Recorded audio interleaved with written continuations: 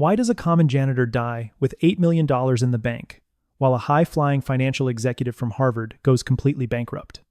This is the interrogation that haunts the marble halls of Wall Street and the quiet corners of every suburban home.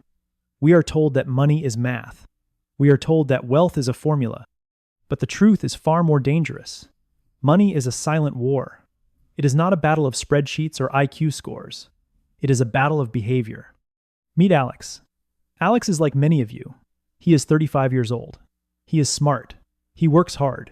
He follows the news. Yet every night he feels a cold shadow of anxiety creeping over his shoulder. He looks at his bank account and wonders why the numbers do not match his effort. He thinks he needs more information. He thinks he needs a better algorithm. But Alex is about to realize that his greatest enemy is not the market. His greatest enemy is the man in the mirror. Welcome to the psychology of money. This is the blueprint to mastering the silent war of wealth. Before we dive into the mechanics of Alex's transformation, let us look through the strategic lens of Sammy. Sammy sees the world not as it is written in textbooks, but as it is lived in the heart. Sammy tells us that financial success is a soft skill. It is about how you behave, not what you know. Consider the legend of Ronald Read. Ronald was a man who spent 25 years fixing cars and 38 years sweeping floors at a department store. He lived in a tiny house. He drove a used car. He was the definition of ordinary. When he died at age 92 in the year 2014, the world was shocked. This quiet janitor left behind $6 million to his local library and hospital. How? He did not win the lottery. He did not inherit a fortune. He simply saved what little he had and let the power of compounding interest do the heavy lifting for decades. Now look at the opposite. Look at the brilliant minds who graduated from the finest universities and managed billions. They had the data. They had the connections. But they lacked the one thing Ronald Read had in abundance: humility and discipline. They gambled on things they did not need, using money they did not have. They were geniuses who acted like fools. Alex looks at this contrast, and the realization hits him like a freight train. He realizes that his struggle is not because he is not smart enough. It is because he has been fighting a behavioral war with a mathematical weapon. The interrogation begins now. Is your financial life built on the rock of discipline or the sand of ego? No one is crazy. This is the first law of the strategic lens. When Alex looks at his parents and sees their obsession with saving every penny or their paralyzing fear of the stock market, he used to think they were irrational. But Sammy reminds us that our financial DNA is forged in the fires of our youth. Your experience with money depends on the world you saw when you were coming of age. If you were born in the year 1970, the S&P 500 grew 10 times by the time you reached your 30s. You saw a world of endless growth. You saw a market that always went up. But if you were born in the year 1950, you saw a market that went nowhere for 2 decades. You saw stagnation. You saw hope wither away. You are not crazy for being cautious. You are simply reading a different map. Alex realizes that his own fear of investing stems from the stories his father told him about the inflation of the 1970s. His father saw the value of $1 melt away like ice in the sun. That trauma was passed down like a genetic curse. Alex has been trying to navigate the economy of 2026 using a map from 40 years ago. Sammy asks a piercing question. Are you fighting today's battles with the ghosts of the past? We all think we know how the world works, but we have only seen a tiny sliver of it. The person who grew up in poverty sees a lottery ticket as a chance at a dream, while the wealthy person sees it as a tax on the mathematically challenged. Neither is wrong. Both are products of their environment. Alex begins to audit his own beliefs. He starts to separate his actual needs from the scripts written by a generation that lived in a different reality. The silent war requires a new map. It requires you to realize that your perspective is not the truth. It is just your truth. To win the war, Alex must first understand the scripts that are running in his subconscious. Psychology tells us there are 4 primary archetypes, 4 ghosts that haunt our wallets. First is the money avoider. These are the people who believe money is the root of all evil. They feel they do not deserve wealth. They ignore their bank statements and hope the problems go away. They are often the most stressed because they have no control. Second is the money worshiper. They believe that money is the only key to happiness. They think that if they just had 10% more, everything would be perfect. But as they climb the ladder, the horizon just moves further away. They are never satisfied. Third is money status. These are the soldiers of envy. They buy the car, the house, and the watch not because they like them, but because they want you to like them. They tie their self-worth to their net worth. Finally, there is the money vigilant. These are the people who save every cent and worry every night. They are the most likely to be wealthy, but the least likely to enjoy it. Even the titans struggle with this. Look at Layla Hormozi. She has reached a net worth of over $100 million. She has achieved more than 99% of the planet. And yet she admits that the fear of losing it all still keeps her awake at night. The ghost of scarcity does not care how many zeros are in your account. Alex sees himself in the money status script. He realizes he has been buying things to impress people he does not even like. He is a slave to the perception of wealth while sacrificing the reality of it. Sammy whispers a hard truth. Money is a great servant but a terrible master. If you do not define what money is for, it will define who you are. Alex decides it is time to burn the old script. Imagine a tower. At the bottom you have Bill. Bill is a doctor. He earns $500,000 a year. He feels rich until he meets Stan. Stan is a hedge fund manager who makes $10 million a year. Suddenly, Bill feels like a failure. But Stan is miserable because he is looking up at Jordan. Jordan is a billionaire. And Jordan? Jordan is losing sleep because Jeff Bezos has $200 billion. This is the Envy Tower. It is a game with no finish line. The biggest risk in the silent war is not the market crashing. It is the ego expanding. It is the danger of trading what you have and need for something you do not have and do not need. Sammy brings us the story of Rajat Gupta. He was a man who came from nothing and became the CEO of McKinsey. He was worth $100 million. He had everything a human being could want. But he wanted to be a billionaire. He wanted to sit at the table with the titans. So he engaged in insider trading. He threw away his reputation, his freedom, and his legacy for more. Why? Because he did not have the word enough in his vocabulary. Alex looks at his own life. He realizes he has been chasing a ghost. He has been pushing the goalposts further back every time he scores. He decides to define his own. Enough. He realizes that the highest dividend money pays is not a fancy car. It is the ability to control your time. It is the freedom to wake up and say, I can do whatever I want today. That is the ultimate wealth. Anything beyond that is just a scoreboard for an ego that can never be filled. The market is a theater of pain. Alex watches his portfolio drop 20% in a single week during the turbulence of early 2026. He feels the urge to vomit. He feels the urge to sell everything and run. He feels like he is being punished.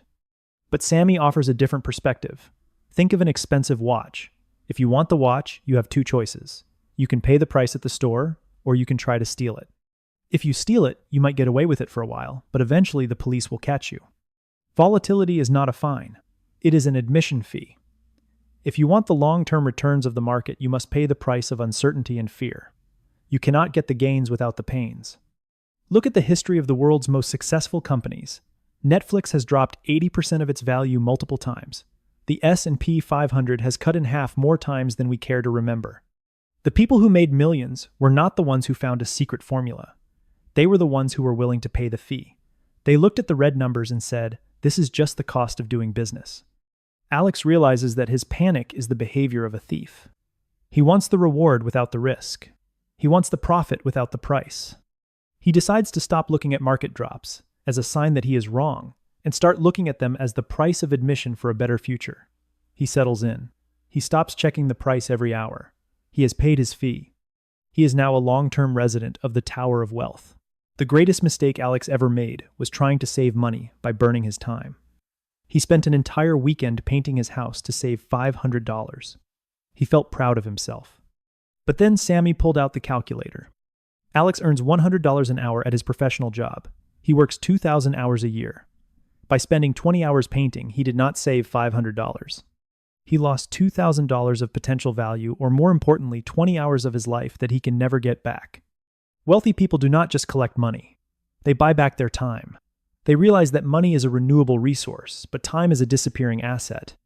They outsource the low-value tasks, so they can focus on high-value decisions. Alex looks at his life and sees the time trap everywhere. He sees himself driving 20 miles to save 5 cents on a gallon of gas. He sees himself arguing with customer service for 2 hours over a $10 refund. He is acting like a poor man with a surplus of time when he should be acting like a wealthy man with a surplus of ambition. The strategic lens reveals that the goal of the silent war is to reach a point where you never have to trade your time for a survival wage again. Every dollar Alex saves is a soldier that works for him while he sleeps. Every soldier he recruits is a minute of freedom he buys for his future self. Alex starts to value his hours. He starts to say no to the trivial, so he can say yes to the monumental. We are taught that success is a steady climb. We are taught that every decision matters equally. But the universe works on the law of the tail events. In the world of art, a dealer might buy 1,000 paintings. 990 of them will be worthless. But if one of them is a Picasso, it will pay for all the others and build a massive fortune. In the world of business, Amazon experimented with hundreds of products. Most failed. Fire phone? Failure. Travel services? Failure. But Amazon Web Services was a tail event. It was the 1% that drove 99% of the value. Even Warren Buffett admits that out of the 500 stocks he has owned in his life, only 10 or 12 really made the difference. He was wrong hundreds of times. But he was right on the tails. Alex realizes he has been paralyzed by the fear of making a mistake. He thought he had to be right every time, but the strategic lens shows him that he can be wrong half the time and still end up filthy rich. The secret is to not go bust when you are wrong and to let it ride when you are right. He stops sweating the small losses. He stops beating himself up over a bad investment in a startup or a dip in a single stock. He is looking for his tail event. He is looking for the long-term winners that will carry his portfolio for the next 30 years. He learns that failure is not the opposite of success. It is the tuition you pay to find the tail. As we navigate the complexities of 2026, the world feels like it is falling apart. The news is filled with talk of war, inflation, and the collapse of the middle class. And for some reason, the person who tells you the world is ending sounds smarter than the person who tells you things will be fine. Pessimism has a seductive pull. Evolution wired our brains to prioritize threats over opportunities. The man who saw a lion and ran survived. The man who saw a beautiful flower and stayed got eaten. We are the descendants of the worried.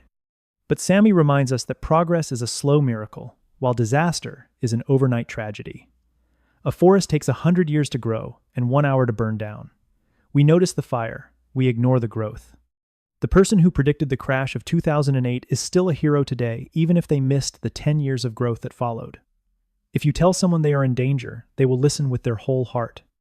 If you tell someone they will be wealthy in 20 years, they will yawn and turn away. Alex realizes he has been a victim of the pessimism curse. He has been waiting for the other shoe to drop while the world has been moving forward.